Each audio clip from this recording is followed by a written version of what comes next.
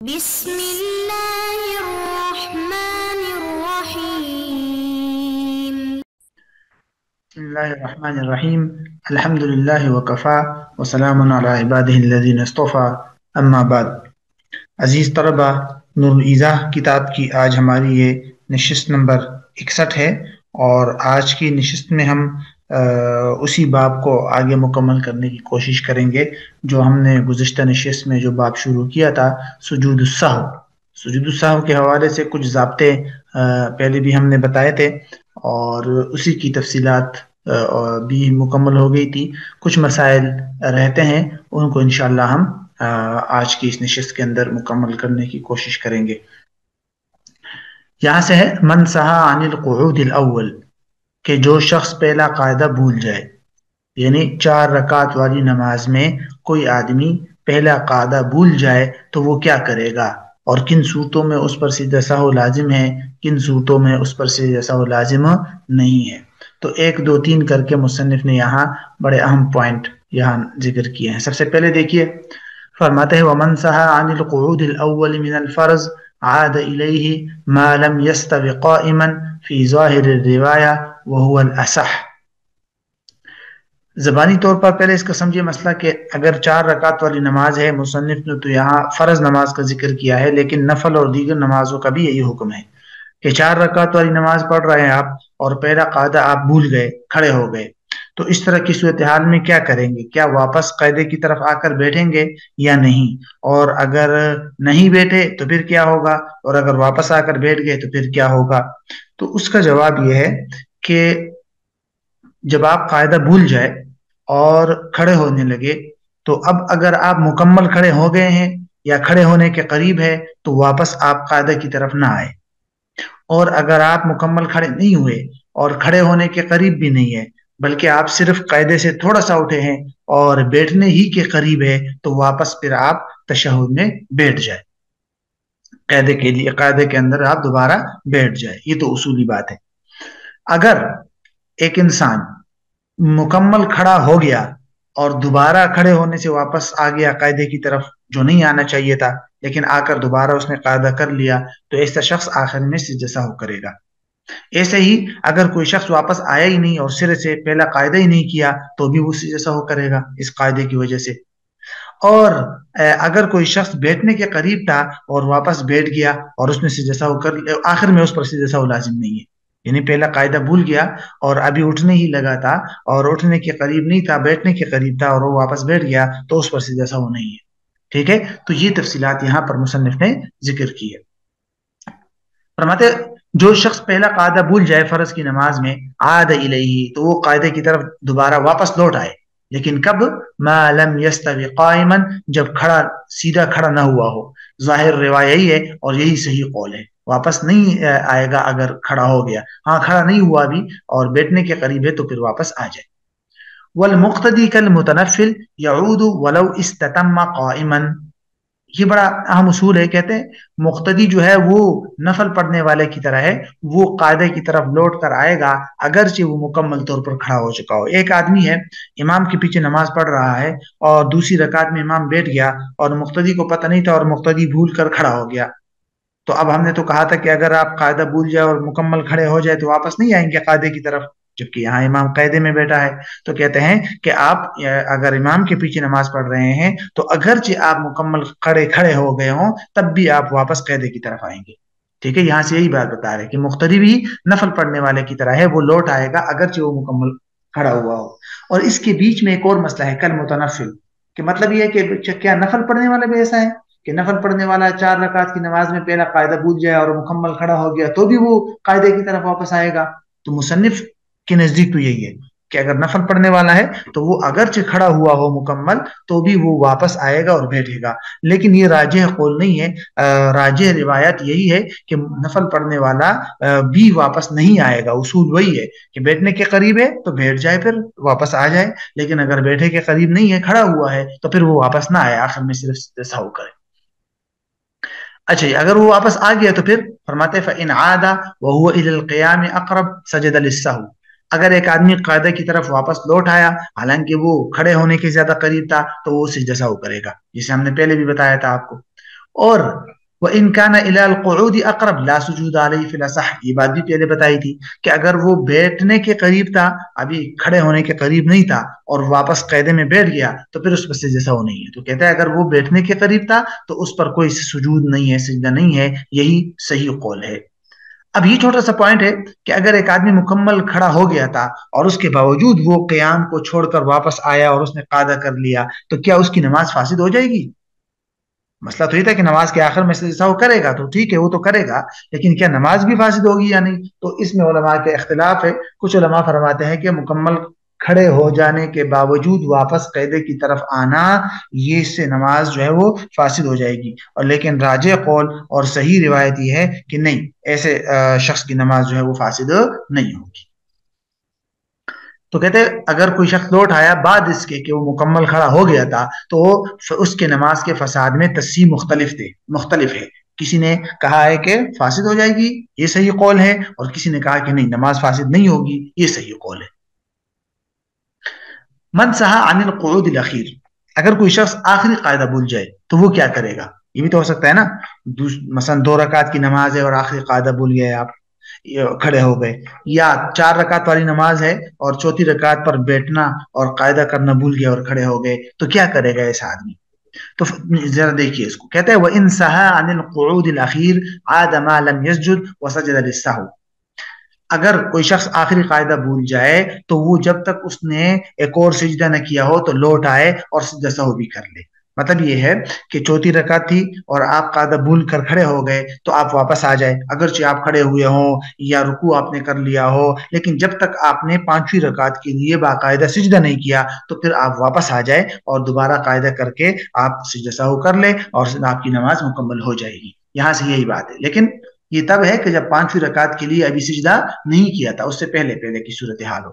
اگر سجدہ کر لیا تو پھر وہ بات یہاں سے آ رہی ہے اس نمبر 2 میں. فرماتے ہیں فَإِن سَجَدَ صَارَ فَرْضُهُ نَفْلًا وَضَمَّ سَادِسَةً إِن شَاءَ وَلَوْ فِي الْعَصْرِ وَرَابِعَةً فِي الْفَجْرِ وَلَا كَرَاهَةَ فِي الضَّمِّ فِيهِمَا عَلَى الصَّحِيحِ وَلَا يَسْجُدُ لِلسَّهْوِ فِي الْأَصَحِّ.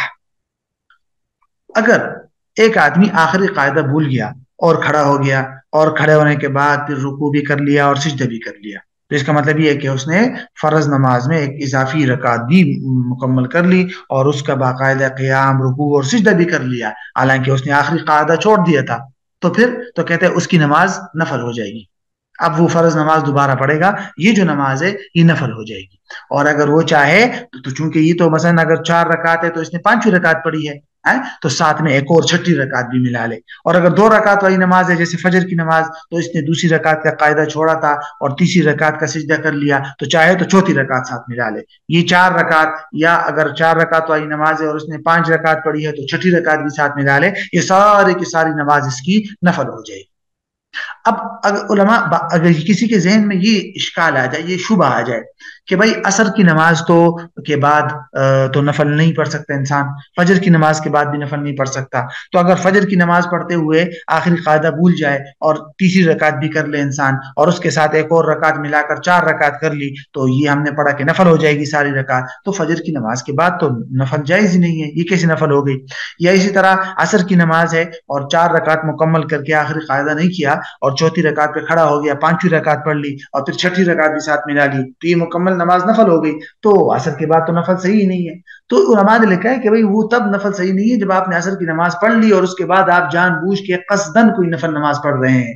یہاں تو ابھی فجر کی نماز اور عصر کی نماز ہوئی ہی نہیں ہے، یہ تو ساری کی ساری نماز اس کی نفل ہوئی. ٹھیک ہے. اور دوسری بات یہ کہ جان بوجھ کر اس نے ابتدا نہیں کی نفل نماز کی، بلکہ یہ ضمناً آئی ہے.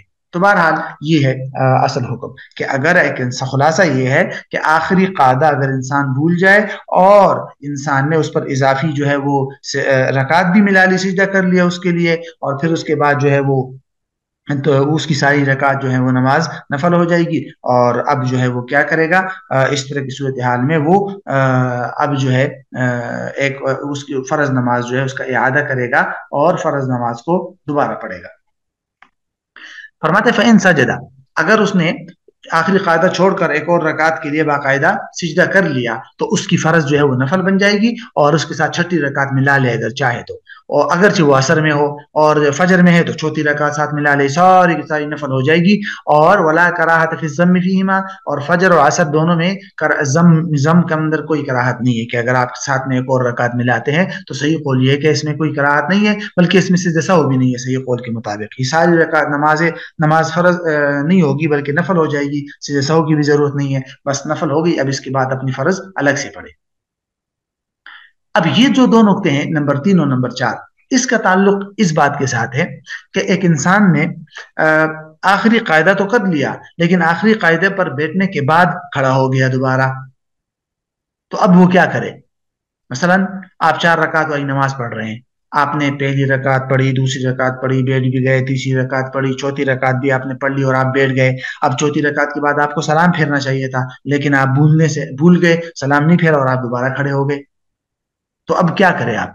تو نمبر 3 کے اندر تو یہ بات بتائی ہے کہ بھائی آپ کھڑے ہوئے ہیں یا رکوع آپ نے کیا ہے، جب تک آپ نے سجدہ نہیں کیا 5ویں رکعت کے لیے، آپ واپس آ جائے اور بغیر کسی تشہد کے سلام پھیر دے اور نماز مکمل ہو جائے گی آپ کی. لیکن اگر آپ نے چوتھی رکعت پر آپ بیٹھ گئے تھے اور اس کے بعد آپ اٹھ گئے، پھر رکوع بھی کر لیا اور سجدہ بھی کر لیا 5ویں رکعت کے لیے، تو اب تو کہتے ہیں کہ کوئی حرج نہیں ہے، آپ اس کے ساتھ ایک اور 6ٹھی رکعت ملا لیں اور آپ کی آخر میں سے سہو بھی کر لیں، تو آپ کی جو ہے پہلی 4 رکعت وہ فرض بن جائے گی چونکہ آپ نے آخری قاعدہ کر لیا تھا، اور اس کے بعد کی جو 2 رکعت آپ نے ساتھ ملائی ہے وہ نفل ہو جائے گی. تو اس صورت کے اندر اگر آخری قاعدہ مکمل کر لیا ہو اور پھر 5ویں رکعت ساتھ ملا لی تو پھر 6ٹھی رکعت بھی ملا لے اور یہ 2 رکعت آخری والی 2 رکعت نفل ہو جائے گی، پہلی والی 4 جو ہے وہ فرض ہو جائے گی. اس میں اور سابقہ صورت میں یہی فرق ہے کہ سابقہ صورت میں آخری قاعدہ کیا ہی نہیں تھا تو وہ ساری نماز نفل ہو گئی تھی. یہاں اس نے آخری قاعدہ مکمل کیا ہے، اس کے بعد اس نے ساتھ میں 1-2 رکعت ملائی ہے، تو اس لیے آخری والی رکعت نفل اور پہلی والی 4 رکعت فرض ہو جائے گی. تو کہتے ہیں کہ وہ ان قعد الاخیرہ، اگر کوئی شخص آخری قاعدے میں بیٹھ گیا پھر کھڑا ہوا، عادہ تو لوٹ آئے، اور سلم من غیر اعادہ تشہد کے اعادے کے بغیر سلام پھیر دے، بس ختم. فإن سجدہ، لیکن اگر اس نے 5ویں رکعت کا بھی سجدہ کر لیا تو اس کی فرض باطل نہیں ہوئی. وضم الیہا اخرى، اور اس کے ساتھ ایک اور رکعت ملا لے تاکہ جو زائد 2 رکعت ہے یہ نفل بن جائے. وسجد للسہو، اور آخر میں سجدہ کر دے سہو کے لیے. اب یہاں سے کچھ مختلف مسائل بتا رہے ہیں آپ کو سجدہ سہو کے حوالے سے متفرد. کہتے ہیں وَلَوْ سَجَدَ لِلسَّهْوِ فِي شَفْعِ التَّطَوُّعِ لَمْ يَبْنِ شَفْعًا آخَرَ عَلَيْهِ اسْتِحْبَابًا. اگر کسی نے مسئلہ سمجھیے 2 رکعت نفل نماز پڑھ رہا ہے، بیچ میں کوئی غلطی ہوئی اور آخر میں سجدہ سہو بھی کر لیا، تو سجدہ سہو کر لینے کے بعد کیا وہ مزید 2 رکعت اسی پر پڑھ سکتا ہے کہ مطلب سجدہ سہو کر کے اس کے بعد دوبارہ کھڑا ہو جائے اور پھر مزید 2 رکعت بھی نفل ملا لے؟ کہتا ہے یہ بہتر نہیں ہے. بہتر یہ کہ سلام پھیر دے، آپ مزید 2 رکعت نفل پڑھنی ہے تو اس کے لیے الگ سے تکبیر تحریمہ کہتے ہیں، یعنی اسی پر بنا نہ کرے. اگر اسی پر بنا کر لیا تو پھر آخر میں سجدہ سہو کا اعادہ کرنا پڑے گا، کیونکہ سجدہ سہو تو آخری قاعدے میں ہوتا ہے، بالکل آخر میں نماز میں ہوتا ہے. اور اگر آپ نے 2 رکعت پر سجدہ سہو کر لیا اور اس کے بعد مزید 2 رکعت اس کے ساتھ ملا لی تو مطلب یہ کہ آپ نے نماز کے بیچ میں سجدہ سہو کر لیا تو آخر میں دوبارہ کریں گے آپ. تو کہتے ہیں وَلَوْ سَجَدَ لِلسَّهْوِ، اگر کسی نے سجدہ سہو کر لیا فی شفع التطوع، نفل نماز کی 2 رکعت میں، تو لم یبنی شفعا آخر علیہ، تو مزید 2 رکعت کی جو شفع ہے وہ اس پر اس کی بنا نہ کرے. استحباباً، یہ مستحب ہے، اور بعض علماء نے وجوباً بھی لکھا ہے کہ یہ واجب ہے کہ مزید 2 رکعت کے ساتھ نہ ملائے. فَإِن بنا، اگر اس نے بنا کر لی مطلب مزید 2 رکعت ساتھ ملا لی، تو عاد سجود السہو فی المختار، راجح قول یہ کہ آخر میں سجود السہو کا اعادہ کرے گا. وَلَوْ سَلَّمَ مَنْ عَلَيْهِ سَهْوٌ فَاقْتَدَى بِهِ غَيْرُهُ صَحَّ إِنْ سَجَدَ وَإِلَّا فَلَا.